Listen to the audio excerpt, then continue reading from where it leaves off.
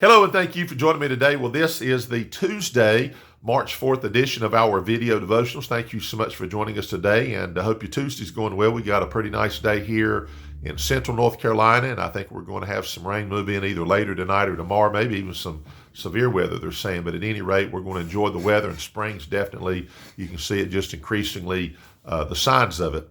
We're going to be in Deuteronomy chapter 28 today. We're going to look at verses 45, 46, and 47. Find that if you will. We're going to get into it pretty quickly here because sometimes when you see what you see, there's been sometimes up to 10, maybe 15 different takes where I didn't like how I said it, went too long. So all that being said, this, of course, the one you see will be the final take. So I want to jump into it as quickly as I can. I will ask you to do this. Read Deuteronomy 28, and we're just going to read a short portion of it, a very little portion, but there's 68 verses. It is lengthy, but I want you to look at it and think about yourself, your family, your church, and your nation as you read this and see what jumps out at you, okay? And I'm going to ask you to do that if you will. Otherwise, thank you for watching the videos. We appreciate everybody. I was sitting with a preacher last night after a preacher's fellowship, and we got to talking. I've known him a little while, and he said, my sister in Georgia listens to your videos, and she appreciates you. And he told me her name, and I've seen your name on the YouTube side of it, and the comments you've made. Had no idea that your brother was a preacher that I knew here in North Carolina. So there's the connection. And I'm sure there's others I don't have a connection in, and I'm sorry if I don't, and I do apologize, but some folks, like last night I found out, I said, oh, okay, I see the connection. So thank you for watching, and I appreciate everybody that watches. Okay. All right, notice here in Deuteronomy chapter 28, we're going to start verse 45. Just read the three verses. It says, moreover, all these curses shall come upon thee and shall pursue thee and overtake thee till thou be destroyed, because thou hearkenest not unto the voice of the Lord thy God, to keep his commandments and his statutes which he commanded thee.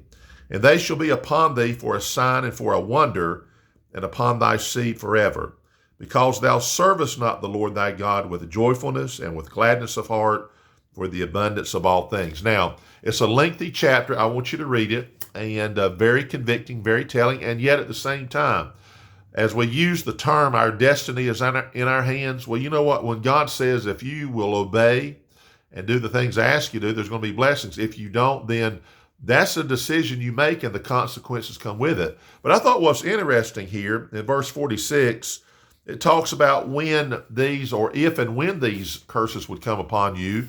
And we know these did affect, of course, the children of Israel, the people of God. And that's why we need to take note of this as the people of God ourselves. But he said, and they shall be upon thee for a sign and for a wonder. Now, my Bible there in the little word that connects with the word wonder, it has the word miracle. Now, when you and I think of the word miracle, we always think of something good or something marvelous and exciting, like the miracle of someone who would be deaf and they can hear, someone who's blind and they can see. When Jesus raised the dead to life, a miracle. When Jesus parted the Red Sea, of course, that was for the children of Israel. Any and all miracles, we go, wow, what a wonderful thing, the miracle of God. And in our day and age, we say, Lord, we want to see your miraculous hand working and souls being saved and all of that. And that is something we should covet and want. But what about when God says, let me tell you another miracle, and it's going to be a sign. How about when the curses come? How about when the anti-blessings come? He says that's going to be a miracle, because a miracle is something that God does.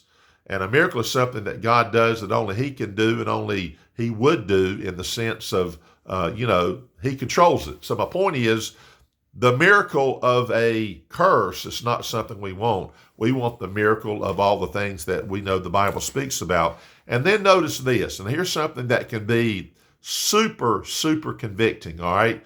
And I can say to myself, I need to really watch this next one here. He said, because thou servest not the Lord thy God with joyfulness, okay, and with gladness of heart for the abundance of all things. That's a part of not being thankful. That's a part of going around saying, yeah, I serve God, but we're in the dumps. Yeah, I serve God, but, look at me, because I serve God, maybe I've got all these things on me. That's not gladness of heart, and that's not joyfulness. We ought to be convicted when we're not serving God with joyfulness and with gladness of heart. Now, if you don't need that, I do need that. And that's something God says, I see that. And you ought to be ecstatic over God being in your life. You talk about the miracles and all the things that God does. You certainly don't want to have the miracle of a curse in which God says that's the hand of God too. So think about that.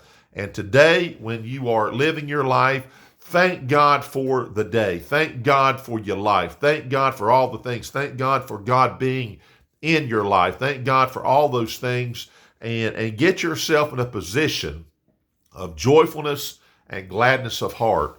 And certainly let's obey the Lord our God, because we want the miracle hand of God upon us, but not the miracle that would manifest itself when God says, I told you what I would do. Now, we like it when it's good, but when God says, let me show you what I do when you don't obey and you're not serving God with gladness and joyfulness, then God says, let me show you another miracle. We don't want to see that one now, do we? And let's pray for each other. Let's pray for our families, our church, and certainly pray for our nation. Read Deuteronomy 28 if you will. It'll take you about probably 10 minutes to read it. Look at it very carefully. And the takeaway is we can make the choice, and let's be joyful and glad today as we serve the Lord, okay? All right, have a great day, safe day, healthy day, Lord willing. We'll see you tomorrow on Wisdom Wednesday. Thank you for watching.